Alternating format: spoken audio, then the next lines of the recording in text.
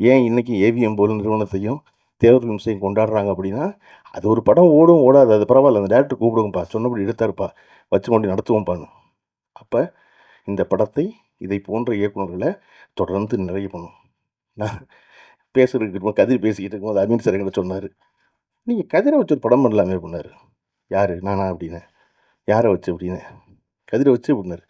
சொல்லிட்டேன், சிரிச்சுட்டு சும்மா இருந்தேன். எனக்கு அமித்தை ரொம்ப பிடிச்சது என்னென்னா, அடுத்து நான் என்ன சொல்ல போகிறோம் அதை அவரே சொல்லிடுவார். அடுத்து அவர் சொன்னார் குனிஞ்சிட்டு, ஏன் இதை நீ பண்ணலாமேன்னு கேட்குறீங்களா அப்படின்னாரு. நானும் அமீரும் சேர்ந்து கதிர்கிட்ட சொல்வது என்ன அப்படின்னா, இவ்வளவு இளமையாக இருக்கீங்க, இவ்வளோ எங்கே இருக்கீங்க, இவ்வளோ துடிப்போடு இருக்கீங்க, தயவு செஞ்சு வருஷத்துக்கு 5 படம் பண்ணுங்க, என்ன கேடு உங்களுக்குலாம்.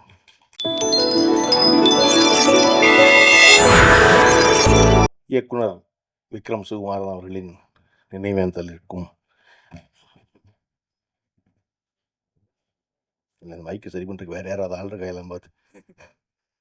இயக்குனர் விக்ரம் சுகுமாரன் அவர்களின் நினைவேந்தலுக்கும் மதயானை கூட்டம் படத்தின் திரைக்கதை நூல் வெளியீட்டு விழாவிற்கும் வந்திருக்கும் உங்கள் எல்லாரையும் வரவேற்று இந்த நிகழ்வில் பங்கேற்கும் இந்த படத்தோடு தொடர்பில்லாத 2 நபர்களில் ஒருவன்.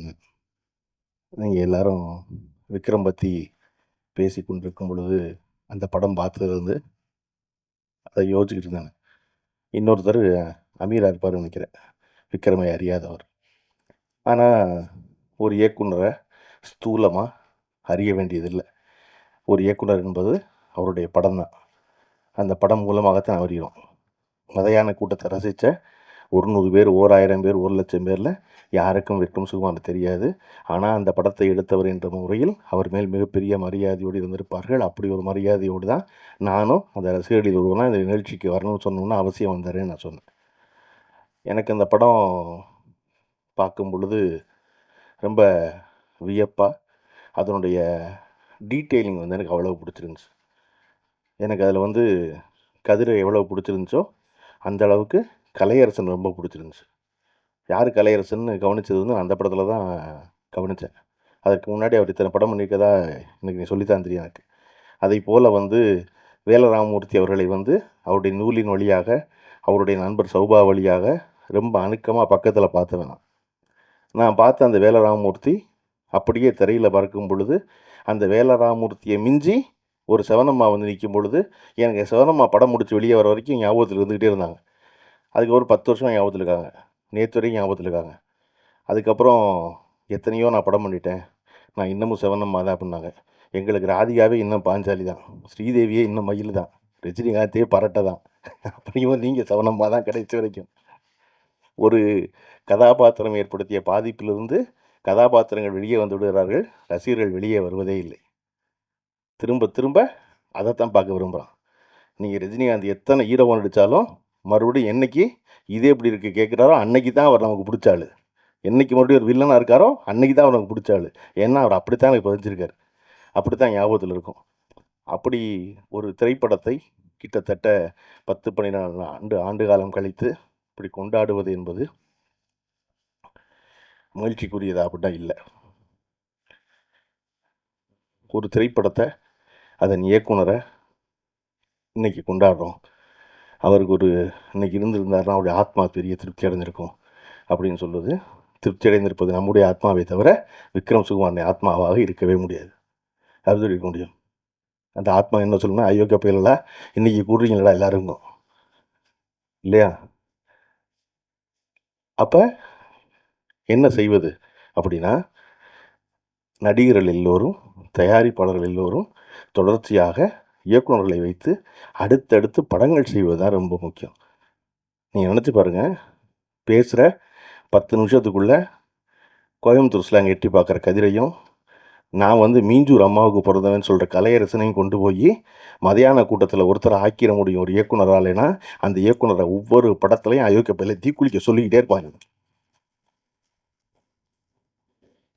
இங்கே இயக்குனர் ஒவ்வொரு படத்துக்கு தீக்குளிக்கணும், ஒவ்வொரு படத்துக்கும் நிரூபிக்கணும். ஆனால் நடிகை நிரூபிக்க வேண்டாம். நடிகன் 10 தோல்வி படம் எடுத்துகிட்டு வரலாம், அவன் மறுபடியும் என்ன சொல்லுவான்னா, இயக்குனர் நான் வாய்ப்பளிச்சேம்மா. இயக்குனர் வெற்றி பெற்றுட்டாருன்னா காலம் உள்ளளவு மறக்க மாட்டேம்மா. எப்போ வரைக்கும்? மறுபடியும் அடுத்த படத்தில் தீ குளிக்கிற வரைக்கும் நீங்கள் அடுத்த படத்துலையும் தீ குளித்து நிரூபிக்கணும். ஆனால் ஒரு பொழுதும் நான் இல்லாத பொழுது நீ என்ன செஞ்ச அப்படின்னு ராமன்களை பார்த்து தீ குளிக்க சொல்கிற வாய்ப்பு சீதைகளுக்கு வாய்ப்பதே இல்லை, இல்லையா? எப்படி ஒரு படத்துக்கு படம் நிரூபிப்பான்? ஏன் இன்றைக்கி ஏவிஎம் போல் நிறுவனத்தையும் தேவர் நிமிஷம் கொண்டாடுறாங்க அப்படின்னா, அது ஒரு படம் ஓடும் ஓடாது, அது பரவாயில்ல, அந்த டேரக்டர் கூப்பிடுங்கப்பா, சொன்னபடி எடுத்தாருப்பா, வச்சு கொண்டு நடத்துவோம்ப்பான்னு. அப்போ இந்த படத்தை இதை போன்ற இயக்குநர்களை தொடர்ந்து நிறைய பண்ணும். நான் பேசுறதுக்கு இருக்கும்போது கதிர் பேசிக்கிட்டு இருக்கும்போது அமீன் சார் என்கிட்ட சொன்னார், நீங்கள் கதிரை வச்சு ஒரு படம் பண்ணலாமே அப்படின்னாரு. யார்? நானா அப்படின்னேன். யாரை வச்சு அப்படின்னு? கதிரை வச்சு அப்படின்னாரு. சொல்லிட்டேன், சிரிச்சிட்டு சும்மா இருந்தேன். எனக்கு அமித் ரொம்ப பிடிச்சது என்னென்னா, அடுத்து நான் என்ன சொல்ல போகிறோம் அதை அவரே சொல்லிடுவார். அடுத்து அவர் சொன்னார் குனிஞ்சிட்டு, ஏன் இதை நீ பண்ணலாமேன்னு கேட்குறீங்களா அப்படின்னாரு. நானும் அமீரும் சேர்ந்து கதிர்கிட்ட சொல்வது என்ன அப்படின்னா, இவ்வளோ இளமையாக இருக்கீங்க, இவ்வளோ எங்கே இருக்கீங்க, இவ்வளோ துடிப்போடு இருக்கீங்க, தயவு செஞ்சு வருஷத்துக்கு 5 படம் பண்ணுங்க, என்ன கேடு உங்களுக்குலாம்? என்ன நீங்கள் கரெக்டான கதையை கண்டுபிடிச்சிருவீங்களா? டேரக்டரை கண்டுபிடிக்க முடியாது கரெக்டான கதையை. மம்மூட்டி சொல்கிறாரு 75 வயசில் நல்ல படங்கிறது அமையுதுங்க, எல்லாருமே நினைக்கிறோம், எனக்கும் தெரியாது. எனக்கு படம் ஓடினதுக்கப்புறம் எனக்கு தெரியும் படம் ஓடுனுச்சுன்னு. அடடா அப்படியான்னு எல்லாருமே நல்ல படம் நினைக்கிறேன். அதனால விறுவிறுன்னு நடிக்க வேண்டியதானே, இல்லையா? இதில் பத்தாவதுக்கு அந்த ப்ரொடியூசர் கவுன்சில் அறிக்கை வர எனக்கு என்னன்னு தெரில. ஓடிடிலாம் போய் நடிக்காதீங்கன்னு நடிகரில் போகிறான். அதாவது சினிமாவில் நடித்தா ஓடியில் நடிக்காதீங்க, சினிமாவில் இயக்குனா ஓடிடியில் போய் படம் இயக்காது. ஐயா என்ன நடக்குது உலகத்துலன்னு புரியாமல் இவன் வேற குறுக்க நடக்கிறான்டான்னு குனியை வச்சு முதுகில் அடிக்கிறவங்களெல்லாம் எப்போவுமே கால மெதுவும் அதுக்கு பொருந்தாத ஒன்று பேசிக்கிட்டே இருக்கும் அந்த கவுன்சில். நடிகர்களை இன்ஸ்டாகிராமில் பார்த்து கூப்பிட்டுக்கிட்டு இருக்காங்க. இப்போ போய் நீங்கள் வந்து ஓடிடியில் நடிக்காதீங்க, அங்கே நடிக்க, எங்கேயாவது ஒருத்தர் நல்லா நடித்தா கூப்பிடுவாங்க, இல்லையா? இங்கே நல்லா நடித்தா அங்கே கூப்பிடுவாங்க, 10 இடத்துல கூப்பிடுவாங்கல்ல நல்லா சமைக்கிறோன்னு, இல்லையா? அப்போ இது என்ன இப்படி தான் நல்லா ஞாபகம் இருக்குது இன்னமும். அதாவது டெலிவிஷனில் வந்து ப்ரோக்ராம் பண்ணாதீங்க. 20 வருஷத்துக்கு முன்னாடி ஊர்வலம் போனாங்க இப்போ மவுண்ட் ரோடில். கமல்ஹாசன் மட்டும் கதவை சாத்திட்டு வரமாட்டேன்ட்டார். கமல்ஹாசனை வந்து கலை துரோகின்ட்டாங்க எல்லாருமா சேர்ந்து. அவர் சொன்னார், டே வீட்டுக்குள்ளே வந்துருச்சு சினிமா, உங்களுக்கு புரியலையான்னாரு. இன்றைக்கி ரிலீஸ் பண்ணுற ஒரு சாதாரண படத்தை 300 ஸ்க்ரீனில் ரிலீஸ் பண்ணுறோம். இந்த வேலையை 15 வருஷம் ஒன்றே சொன்னார் கமல்ஹாசன். தயவு செஞ்சு நடந்து போகிற தூரத்தில் இருக்க தேட்டரில் பூரா ரிலீஸ் பண்ணுங்கள் படத்துக்கு. சினிமாவுக்கான வாழ்நாள் காலம் குறைஞ்சிருச்சு, அதற்கு பதிலாக வியூவர்ஸை தான் நான் மதியப்படுத்தணும் அப்படின்னு சொன்னார். அதெல்லாம் சினிமாவை என்ன நீங்கள் அப்படின்னாங்க.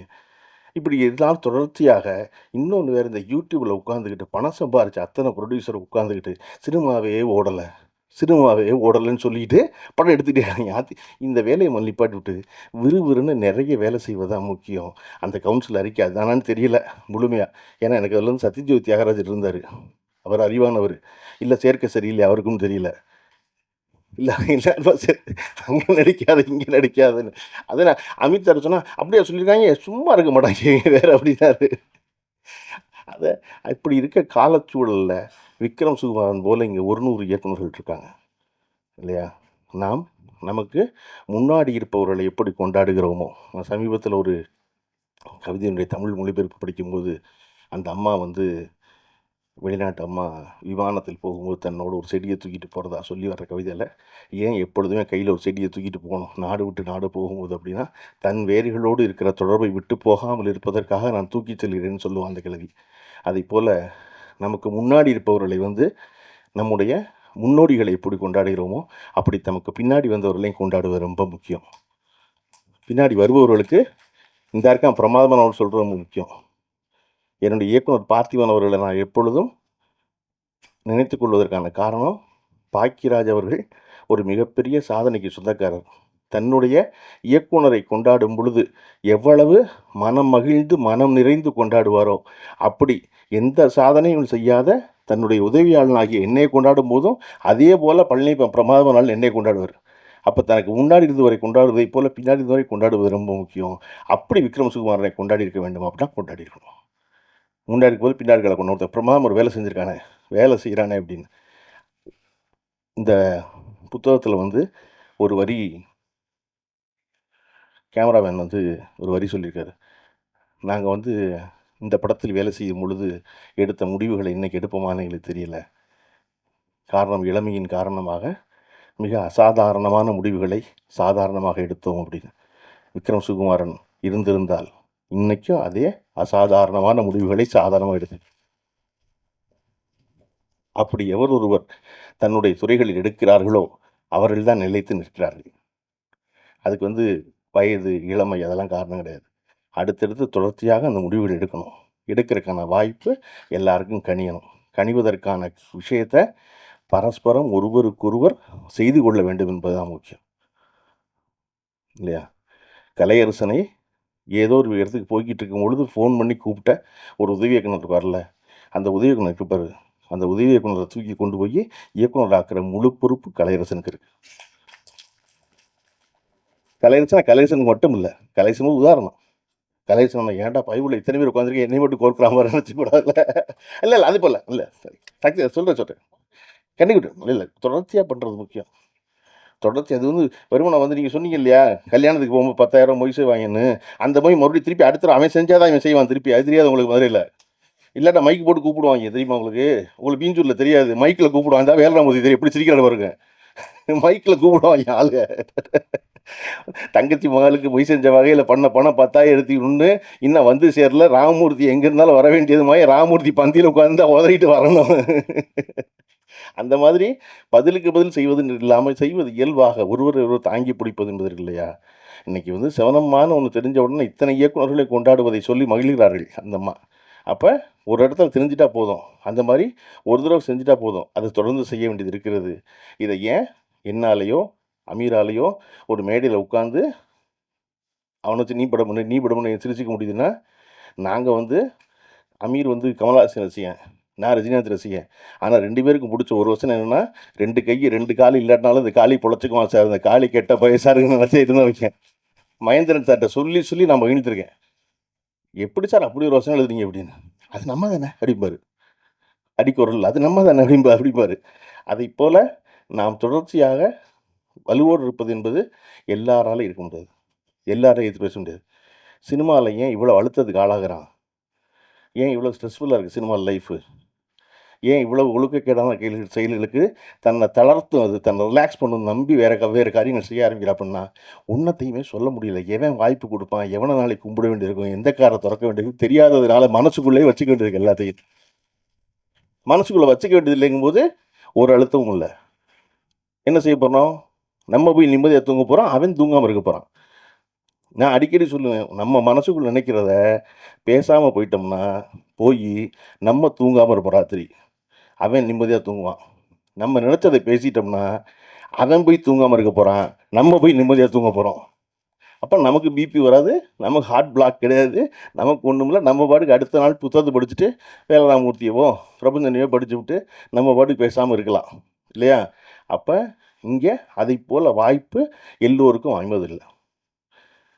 விக்ரம் சுகுமாரனுக்கு அமைஞ்சதுக்கான காரணம் அவருக்கு தைரியம் தான். எனக்கு சோப்பு டப்பா கூட கிடைக்கல அப்படின்னு சிரிச்சுட்டே சொல்ல முடிஞ்சு அப்படின்னா அதெல்லாம் வாங்கிக்கலாம், பரவாயில்லன்னு நினச்சிருக்கான். அதை போல் 100 பேர் நம்மை சுற்றி கொண்டே இருக்கிறார்கள். சுற்றி கொண்டே இருப்பவர்களை எல்லோருமாக சேர்ந்து அவர்களின் கனவுகள் நனவாக அதற்கான வாய்ப்பை வழங்குவதற்கான துவக்கமாக இந்த விழா இருக்கும் எனில் நான் உங்களைப் போலவே பெரிதும் மகிழ்வேன். விக்ரம் சுகுமாரன் இந்த வாய்ப்பை ஏற்படுத்தி கொடுத்திருக்கிறார். அவர் வழியில் பல விக்ரம் சுகுமாரனை உருவாக்குவோம் என்று சொல்லி விடைபெறுகிறேன். நன்றி, வணக்கம்.